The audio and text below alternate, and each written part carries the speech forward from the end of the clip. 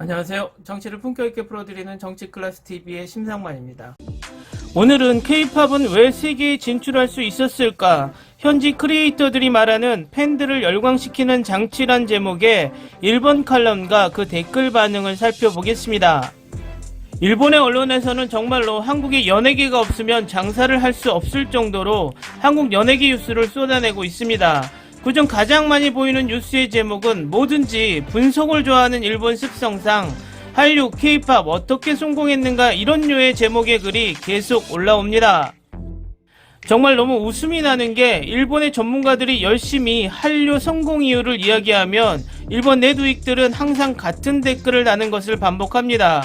한류는 한국 정부가 지원해서 큰 것이다. 한류는 거품이다. 한국이 일본 매체에 돈을 주고 기사를 올린다. 정말 한 번도 빠지지 않고 같은 댓글이 올라옵니다.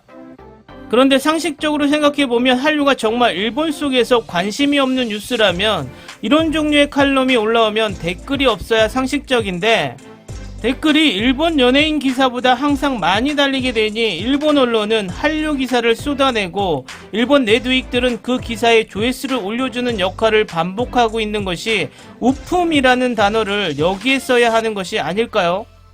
일단 오늘의 일본 칼럼을 살펴보겠습니다. 지난해 9월 한국의 7인조 보이그룹 BTS가 미국 빌보드 싱글 차트에서 선두를 획득했습니다.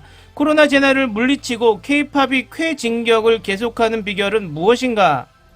이 책은 K-팝 팬들을 열광시키는 비법을 말해주는 한 권의 책입니다. 저자 다나카 에리나 씨가 K-팝 크리에이티브 매력에 빠진 것은 대학생 때였습니다.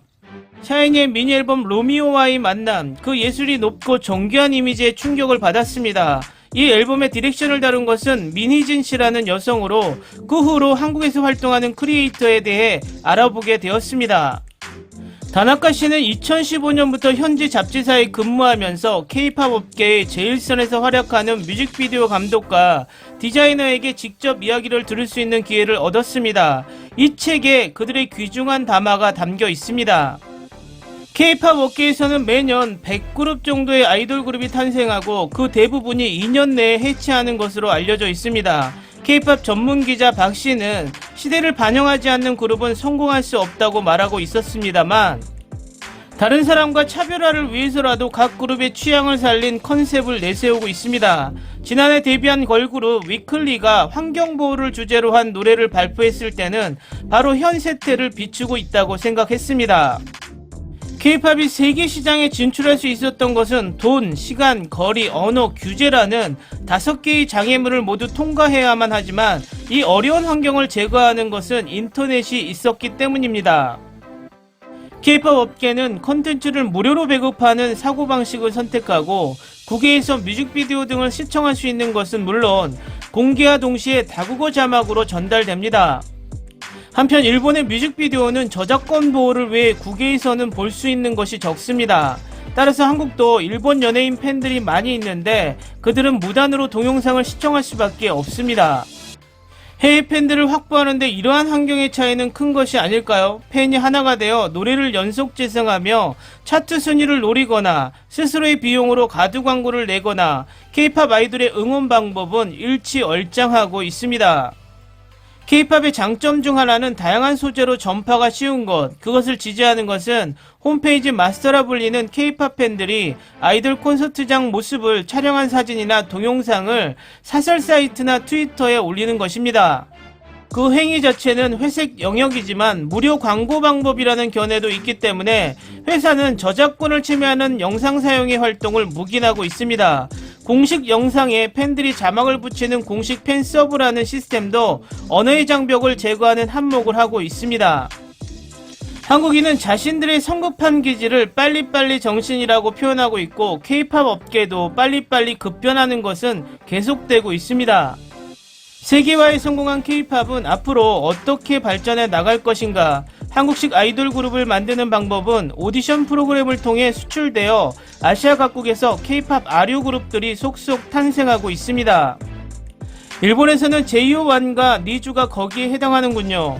K-팝은 음악 장르를 넘어 홍보 및 아티스트 육성 시스템 자체를 가리키는 단어로 변화하고 있다고 생각합니다. 이 기사의 일본 댓글 반응입니다. 미국 빌보드 공식 사이트에 장르 항목 팝, 힙합, R&B, 댄스, 컨트리, 라틴, 락에 K-팝이 더해지고 있다. 의심할 여지 없이 K-팝이 세계적으로 인정된 증거의 하나. 5개의 장애물을 인터넷을 잘 활용한 방법도 확실한 요인으로 생각하지만 중심이 되는 실력과 퀄리티가 없다면 이런 일은 일어나지 않는다. 반면 J-팝은 현재 시티팝이 조금 화제가 된 정도. 많은 미디어에 나오는 것은 결국 유이박람회 수준의 노래와 춤. 해외 평가는 일본의 음악 시장 규모가 세계에서 2번째로 크지만 정작 음악 퀄리티는 보통 정도라는 인식일 것이다. 소위 음악 소프트가 팔리고 있을 뿐이라는 해석. 일본 연예인들이 5개의 장애물이나 인터넷 환경을 활용해도 실력 부족이 노출되어 버리는 경우가 많을지도 모른다. J-팝은 향후 진화할 수 있을까? 잠재력이 있다고 생각하기 때문에 노력하면 좋겠다. 관심 없는 사람에게도 갑자기 세계에서 인정 분위기이지만 아무튼 시간만 뺏어버리는 기사군요. 그래도 그들은 제대로 된 정보와 댄스, 프로듀서, 세계 인류를 잘 이용하고 있다. 그러나 앞으로 나이가 들었을 때 그들이 어떻게 될 것 같나?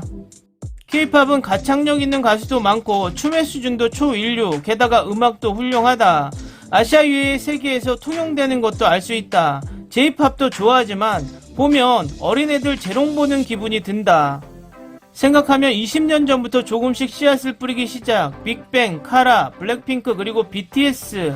그들의 성능을 계속 향상 그리고 SNS를 활용한 기술을 성공시킬 때까지 CD 전성시대에 노래 한 곡 듣는데 1000엔, 앨범이라면 3000엔을 내야 했다.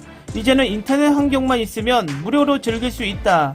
이것이 혁명이 아니고 무엇일까요? 듣고 싶은 사람은 자유롭게 돈이 없어도 즐길 수 있다. 이런 사람들이 수천만 명이 즐길 수 있다. 최고잖아요. 좋은 것은 좋은 것입니다. 현명한 방법은 좋은 것은 그냥 배우면 된다. 나는 내 속에 있는 편견을 그들에 의해 깨닫게 된 사람 중 한 명입니다. 저도 이전에는 K-팝, 로봇, 성형이라는 편견을 가지고 있었다. 그들은 앞으로도 세계의 다양한 편견을 뒤집는 도전을 계속할 것입니다. 문예춘추답지 않은 기사다. 너희들의 본보는 그 이면을 파헤치는 것이 아닐까? 광고 선전비를 받은 것인가? 이런 형태로는 관련되지 않는 것이 좋다고 생각하지만 서양인의 노래를 부르면서까지 빌보드 차트에 들어가고 싶은 한국인은 G7에 넣어줬으면 하는 문 대통령과 겹치기는 하네요.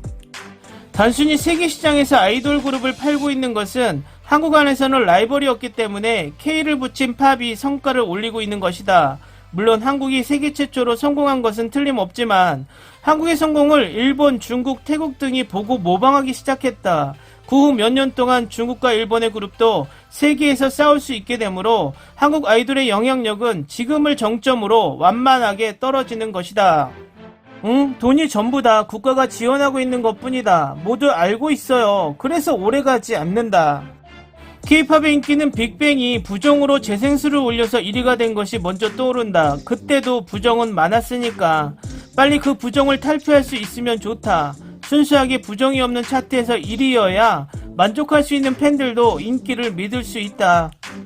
댓글 반응까지 잘 보셨나요? 댓글을 보면 앞서 말한 것처럼 자신들이 보고 싶은 것만 이야기하는 확증 편향의 댓글을 많이 볼 수 있습니다.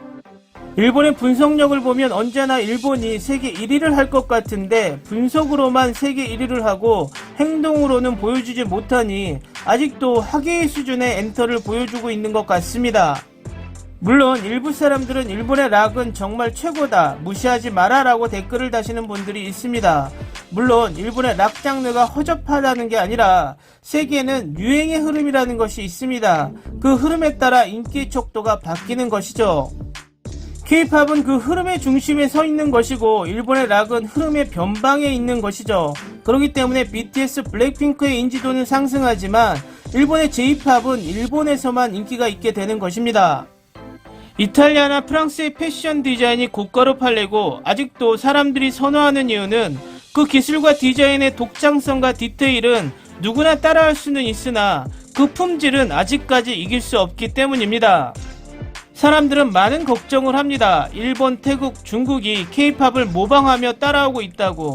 그렇지만 K-팝 또한 하루아침에 만들어진 것이 아니고 그 노하우를 베낄 수는 있어도 프랑스와 이탈리아의 명품 시장처럼 K-팝의 독창성과 디테일을 따라오기는 아직은 힘들 것이라고 전적으로 개인적인 생각을 말해봅니다. 오늘은 여기까지 하겠습니다. 오늘도 생활 속 거리두기 꼭 실천합시다. 당신의 구독과 좋아요는 저에게 큰 힘이 됩니다. 항상 시청해주셔서 고맙습니다.